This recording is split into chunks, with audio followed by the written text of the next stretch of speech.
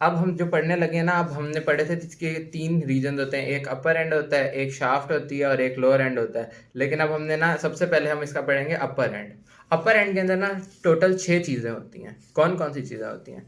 Number 1 इसका head, number 2 इसकी नेक, number 3 इसका ग्रेटर ट्रोकेंटर, नंबर 4 इसका लेसर ट्रोकेंटर, नंबर 5 ना, अब नंबर 5 पे क्या है जी? Intertrochanteric crest. Intertrochanteric crest, crest जो है एक उभरी हुई क्या कहते हैं जगह पूरी है ना, जो ग्रेटर ट्रोकेंटर और ना लेसर ट्रोकेंटर के दरमियान में, वो भी पोस्टीरियर साइड पे, वो होगा इंटरट्रोकेंट्रिक क्रेस्ट।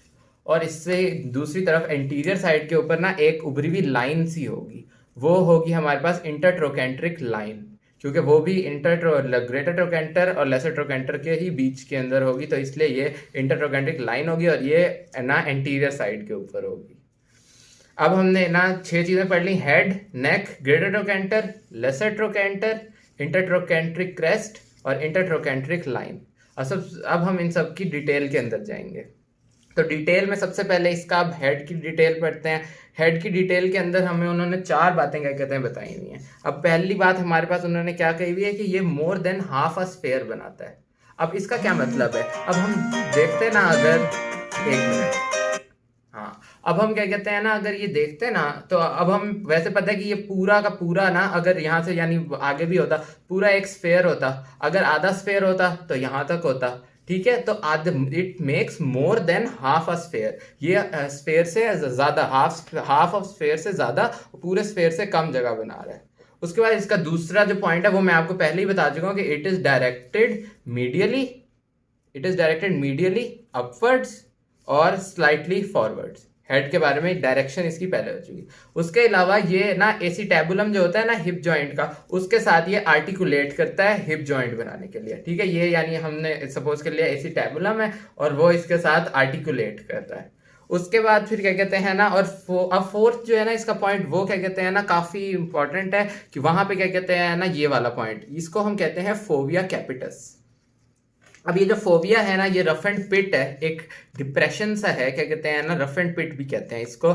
ये फोबिया कैपिटस है। इधर जो है ना लेटिस्मस डॉर्साई, गलत हो गया, लिगामेंटम टेरिस की अटैचमेंट है इधर, लिगामेंटम टेरिस की, ठीक है। ये लिगामेंट जो है ना, ये लिगामेंटम टेरिस, ये हमने क्या कहते हैं पढ़ा था उधर हिप जॉइंट के अंदर भी पढ़ा था, ये उसकी क्या कहते हैं यहाँ पे अटैचमेंट आती है, कहाँ पे? फोबिया कैपिटस पे। ये हमारे पास इसका हेड खत्म हो गया, हेड का पोर्शन खत्म हो गया। उसके बाद हमारे पास अब इसका अगला पोर्शन जो आता है वो आता है हमारा इसकी नेक का। नेक के अंदर मेन बातें हैं वो हैं कि इसके 2 बॉर्डर्स होते हैं और 2 इसकी सरफेसेस होती हैं। ये इसका अपर बॉर्डर है, ये इसका लोअर बॉर्डर है, ठीक है। ये इसकी एंटीरियर सरफेस, क्योंकि ये अब मैंने इंस्टा पकड़ा हुआ है ना, तो आगे वाली जो जगह है वो एंटीरियर है, पीछे वाली सारी जगह जो है ना वो पोस्टीरियर है। निशानी ये है कि जो आगे से स्मूथ जगह है ना वो एंटीरियर है, और जो पीछे से जिसपे ना ये एक लाइन है ना, रफ एंड सी लाइन, ये पोस्टीरियर है। तो हमने इसको जब यूं पकड़ना है ना, तो अब हमारी ये जो एंटीरियर सरफेस है, तो अब इसकी जो ना नेक है, इसकी भी आगे वाली जो है ये एंटीरियर सरफेस है, और जो इसकी ये जो पीछे वाली होगी ना, ये इसकी पोस्टीरियर सरफेस होगी। ठीक हो गया। तो हमने 4 चीजें जो क्या पढ़ी है कि 2 बॉर्डर्स हैं, upper border, lower border, anterior surface, posterior surface.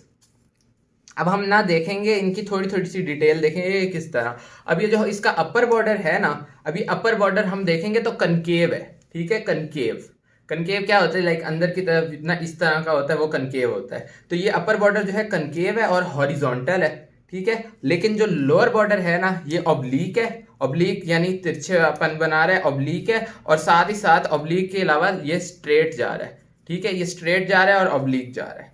उसके बाद अब हमारे पास ना इसके बारे में ये है कि ये जो अपर बॉर्डर है ना, ये हमारे हेड को मिलाता है शाफ्ट से, किसके जरिए? ग्रेटर ट्रोकेंटर के जरिए, क्योंकि ये इधर से आ रहा है ना, तो बीच में ग्रेटर ट्रोकेंटर आ रहा है, तो it meets the head with the shaft eight greater trochanter. लेकिन ये जो लोअर बॉर्डर है ना, इसको अगर हम देखें तो ये हमारी शाफ्ट से मिलवा रहा है, किसके जरिए? ये जो लेसर ट्रोकेंटर है ना, इसके जरिए मिलवा रहा है, ठीक है। तो ये बातें हमारी होगी अपर और लोअर बॉर्डर की। उसके बाद क्या कहते हैं, अगली इनकी जो सर्फेसेज हैं, वो सर्फेसेज के बारे में अगर हम बात करें तो एंटीरियर सर्फेस जो है ना, एंटीरियर सर्फेस ये फ्लैट होती है, इसके अलावा ये फ्लैट होने के अलावा इसका ये है कि ना it meets at intertrochanteric line, shaft के साथ। किस तरह, ये अब ये एंटीरियर सरफेस है ना और ये शाफ्ट है, तो इनके बीच में क्या है, एंटीरियर सरफेस के ऊपर ये हमने पढ़ा था इंटरट्रोकेंट्रिक लाइन। ठीक है, तो ये it meets the intertrochanteric line, it meets the shaft at intertrochanteric line. ठीक हो गया। और उसके बाद है कि ये एंटायरली इंट्रा कैप्सुलर होती है। इंट्रा कैप्सुलर का क्या मतलब है कि यानी पूरा कैप्सूल जो होता है ना वो कैप्सूल इसको कवर किए हुए होता है, इसलिए it is entirely intra capsular. और इसके अलावा जो ना आर्टिकुलर कार्टिलेज होता है ना हमारे हिप जॉइंट का, वो भी आगे ना इधर तक एक्सटेंड हो जाता होता है। ठीक है, इस वाली जगह तक, एंटीरियर सरफेस तक। अब हम पढ़ते हैं इसकी पोस्टीरियर सरफेस। तो पोस्टीरियर सरफेस के बारे में हमें ये उन्होंने थोड़ी सी उसके कर्वेचर्स बताए हुए हैं कि अगर हम ऊपर से नीचे की तरफ आए ना तो वो हमारे पास है जी convex from above downwards, convex from above downwards. और अगर हम साइड टू साइड देखें ना, साइड टू साइड, तो ये हमारे पास होता है कनकेव। यानी हम ऊपर से नीचे आ रहे हैं तो कन्वेक्स है, और जब हम साइड टू साइड जा रहे हैं तो कनकेव है। उसके बाद इट मीट्स द शाफ्ट, ये शाफ्ट है और ये नेक है, it meets the shaft at, ये क्या चीज हमने पढ़ी थी, ये पढ़ी थी इंटरट्रोकेंट्रिक क्रेस्ट। तो it meets the shaft at intertrochanteric crest.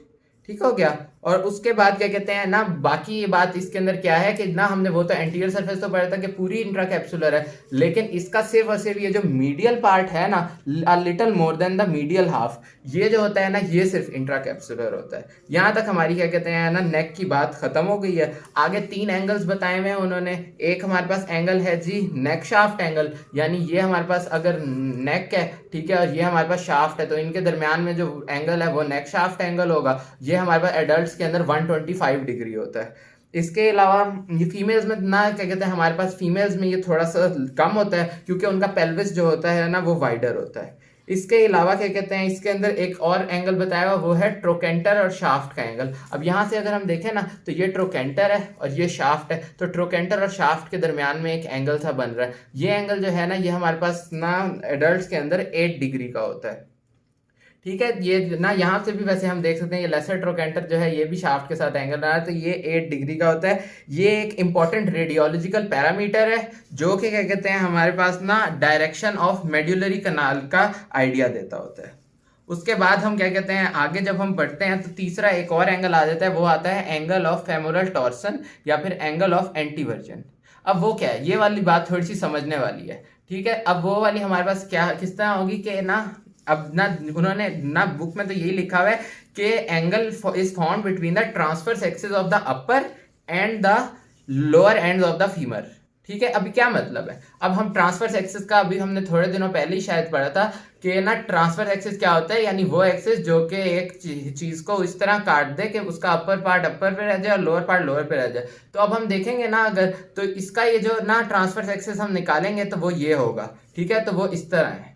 उसके बाद जब हम लेटरल कंडाइल का ट्रांसफर एक्सिस निकालेंगे ना तो वो हमारे पास इस तरह आएगा। ठीक है, ये अंदर से क्या कहते हैं एक्सिस गुजर रहा होता है, जिस तरह तीर अगर हम मारे ना तो अंदर से गुजरेगा, तो वो जो होगा ना एक्सिस, वो अपना जो पाथ बनाएगा वो हमारे पास एक्सिस हो जाएगा इसका। तो वो हमारे पास यूं है और ये वाला जो है ना हमारे पास वो यूं है। तो अब हम जब ना देखते हैं ना तो इन दोनों को आपस में रखें, तो इसको और इसको, तो आपस में जो एंगल बनता है ना उसको हम कहते हैं एंगल ऑफ फेमरल टॉर्शन या फिर एंगल ऑफ एंटीवर्जन, और ये होता है 15 डिग्री।